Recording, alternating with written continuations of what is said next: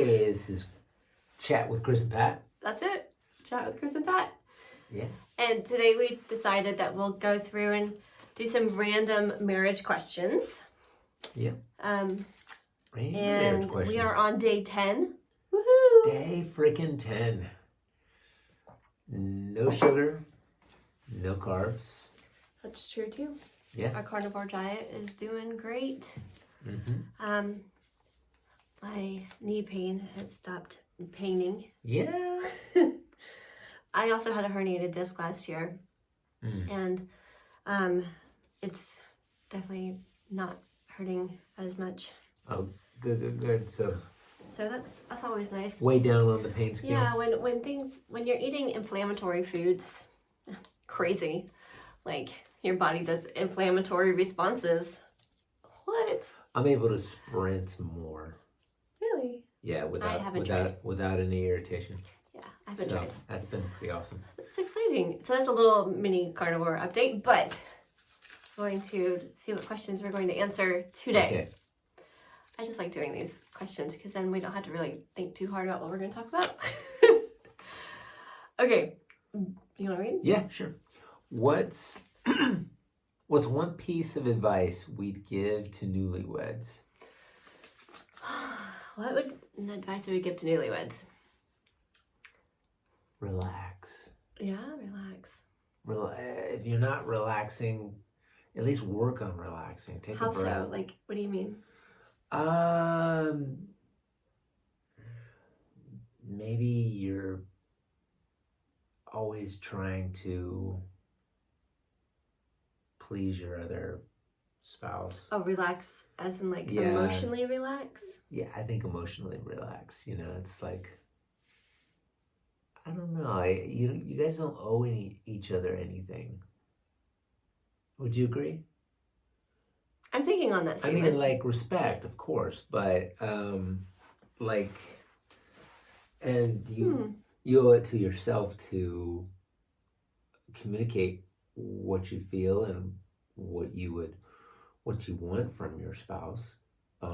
I think this is a hard question because what we need and what other like newlyweds would need are really personal things. Yeah. And each relationship is so different. Relax. Don't I agree with that? Are you feeling like don't worry about people pleasing and be real with each other? Is that what you mean? Don't worry about people pleasing and be real with each other. There's an echo. But yeah, no. I'm working on that. I like see myself in the previous videos, and I'm like, just continuing to echo things. But it's okay. Let's go back to the question. What piece of advice would we give newlyweds? So yours was relax. Do you have another one? Because I'm still thinking. You are? I wrote these out because these are ones I found online, but I didn't give any thought to the answers, as you can tell. Okay. I'd say try to listen to yourself. I mean, like, if there are things that bother you and you're not effectively communicating those things that are bothering you, then it's not good for you. It's not good for your relationship. Well, the key point I think you just mentioned was communication. Yeah. Which would be the number one thing I would say that gets in the way is, oh, well, if I say this, they might be offended, or, oh, if I explain that I want this, then it might upset them or make them feel a certain way. And I think that we get a bit too programmed into being the right way. That's the people-pleasing aspect about it too. But you have to come to a place where you trust the other person with who you really are. And in the newlywed time, everything is love and light, and it's beautiful and it's exciting, and you have all these hopes and dreams. And one of the things that I would also recommend is obviously I just said communication, but for every one, whenever you start to notice, because about 2 to 3 years into the relationship of married life, I mean, sometimes if you're living together before, you'll have this happen too, but about 2 to 3 years into it, you'll most likely start to see some things that like begin to drive you just a bit crazy, like socks being left all over the floor. No comment. Or, little things that just are like, did you just start doing that ridiculous thing that you're doing right now? And for every one thing that you recognize that you don't like, I challenge you to find at least 2 or 3 things about your partner that you do like, and make sure that like you communicate the things that you do like more than you communicate the things that are starting to drive you a little bit batty. If you're only communicating things you don't like, man, that gets heavy. It does get heavy. It feels very critical. Yeah. And then also picking the time in which you're having those kind of conversations about what it is that is beginning to drive you a little bit batty. Because, I mean, when you're living with somebody, at first it's new and fun and awesome, but then you do have to blend 2 individuals into a cohesive machine, so to speak, to make the day go by and the household run. And so, one of the other things I think would be really great for newlyweds to start doing from the very beginning is having like a weekly meeting where it's a time that you guys can express those things that are necessary and things that are coming up for you in a safe space, and having that space to be able to say, hey, this is one thing that I noticed this week that if I don't speak about this, it will grow, and I want to put light on it, because anything that you keep in the dark grows, because it's like, if you don't speak it needs the light on it to be released. Yeah. You subconsciously just kind of tuck it away on that list. Yeah. And it's like, oh, well, I don't want to hurt their feelings, or, oh, I don't want to sound mean, or whatever. But this is your partner for life, not just your partner for when you're convenient. And so that's what I would say to newlyweds is understand. You want to be supported. You want to support your spouse. So allow them the opportunity to support you by communicating. Yeah. So those would be some of my things. Yeah. That I wish we had done earlier. Yeah. I would say we do believe in the law of attraction. I would say if there are things you desire for your relationship, think about what that desire is and seeing it and be joyful in it. See it, envisioning it happening in your mind's eye, like when you go to bed, daydream about that thing, and then just allow it to be a pleasant thing that you think about. And if it's no longer pleasant to think about it, stop thinking about it. Yeah. Okay, we're gonna move on. Okay. Second question. What's something you thought would be a fire starter in the bedroom, but backfired? Haha. Okay, I don't know if any of our children are watching this. You may not want to watch the rest of this part, because this may not be a conversation you want to know about. Whipped cream. I'm just going to put it out there.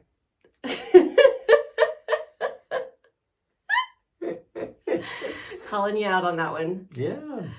So that didn't go well, did it? It did not go well. Like, I love the taste of whipped cream, don't get me wrong. Yeah.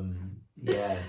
But it got messy and sticky, and it got, maybe some couples love that.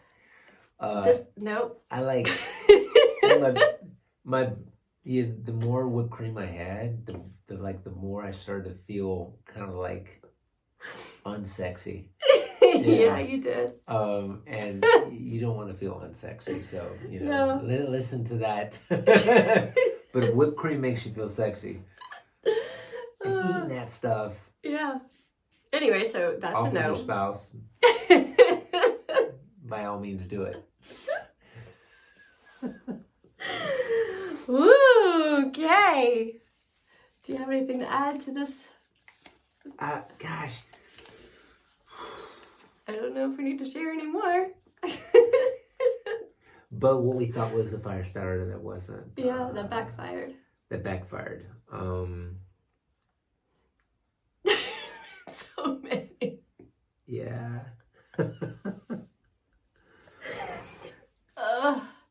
Times where you think it would be like really sexy. Ooh, I don't know, like in a chair somewhere. I don't know. And it's like then things fall. I mean, it's anyway. In a hot tub.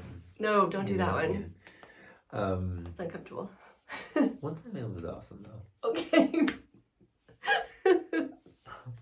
Did I just say that? Oh shit. Okay. One of our anniversaries, but anyway, sorry kids. Oh. Okay. And we're gonna move on. Okay. So, what's the funniest argument we've had? Oh my god, we've argued over some of the stupidest things. Do we? Yeah, usually stupid versus funny. Is it funny stupid. later because it was stupid? Yeah, probably. Yeah. Gosh. Well, this is great question because I think it goes back to when we were newlyweds. Yeah, probably. The poster. Oh God. Yeah. Like I was an art major, and I thought none of my shit stunk. Yeah. And she explained what she wanted, and I went ahead and did it, and you have to explain. I couldn't be there because I was working a part-time job at the time because he was enlisted, and we were doing some March for Cancer, a Relay for Life, Relay for Life thing for this church, and we were making at the time like a poster, and I thought it needed to go one way, and you were very disappointed. I had very specifically told him what I wanted. Yeah. And he said that he understood what I wanted. Yeah. And I got back and I didn't have time to fix it. Yeah, we were at the 11th hour, weren't we? Yes. Yeah. And so I was under time pressure, and oops. I don't even know what it was that I was looking at. Like, it was so bad. It was just meant to be little heads all over, like little different colored like little circles of heads all over the place because there's supposed to be a stadium or something like that. And it was like, it was no color. It was just like stick figure. I don't even know. It was atrocious. Do you remember what it was? I don't even remember how you did it. It was like supposed to, be like a stadium of people, or bleachers of people. It was supposed to be that, but and I remember not making it detailed, but more like if you maybe had blurry glasses on or something, and just the idea of a crowd. That was my concept. And so I wanted cartoony, just little circles of color. Yeah. So it looked like color in the crowd. Anyway, seemed really simple. What I was asking was super simple. I did not require any artistic license whatsoever. And I decided to whip out my artistic license. But anyways, we got an argument. First argument? Maybe close. I don't know. I don't think it was the first one. But it was. It was really rough in the beginning, y'all. You were so frustrated and pissed off, and she stormed out of the house, and I did. I just we were living on a military base at the time. I just let her walk off. Mm-hmm. Not a good idea. Well, you could have, let me walk off for a little bit and then come after me. Yeah. But you didn't even come after me at all. No, I didn't. No. Yeah. You're like, fuck you. You want to walk off? You're a big ass girl, big ass woman. I mean, not a grown ass woman. Go ahead. And but no, that wasn't the right thing to do. The right thing to do was we did not learn how to communicate on that one. Yeah. But that was like Yeah. Well, we learned the hard way. That one was one of those stupid ones. where you like fight over a poster. But really what it was, honestly, I felt like it was more to do with feeling heard and listened to and respected for what it was that I wanted, not what he wanted. Yeah. And granted, he was taking his time to do it for me, so I should have just been happy and been like, thanks, that's not what I wanted, but we'll just move on. Who cares? It's a poster for a Relay for Life that's never going to be seen again. Like, what? Yeah. I should have followed her and basically put myself in her shoes, and I didn't. You know, I just thought about I put our child in a stroller and was like, I'm done. Yeah. We're leaving and walking out. I can't stand your face right now.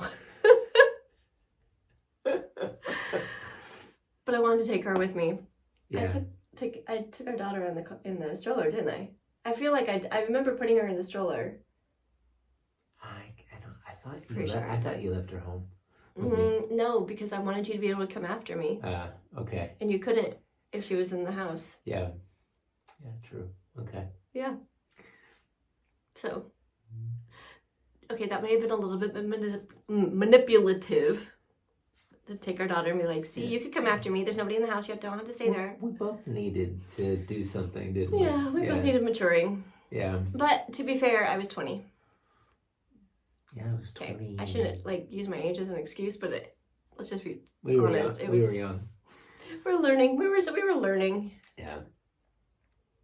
Yeah. So that was one of the stupidest things that we've argued over is a Relay for Life poster. Yeah, I had to say that hits the top, doesn't it? I think so. Yeah.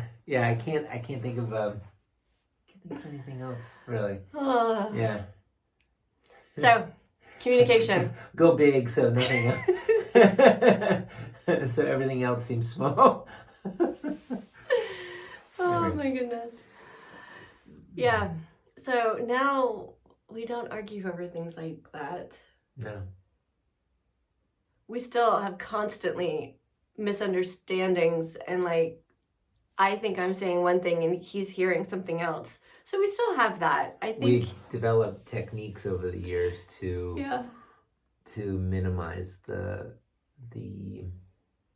offense, like possible offenses and frustrations. Yeah. And stuff like well, that. I mean, after being with someone for 29 years, we've been married 27, but we've been together for 29.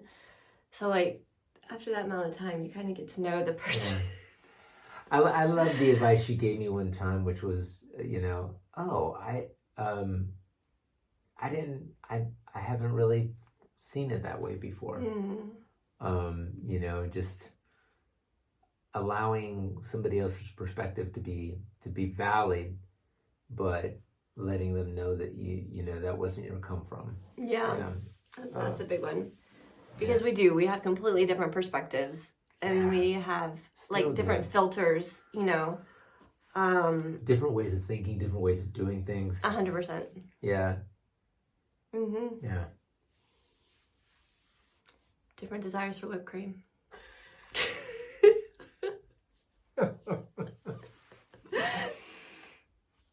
I like it.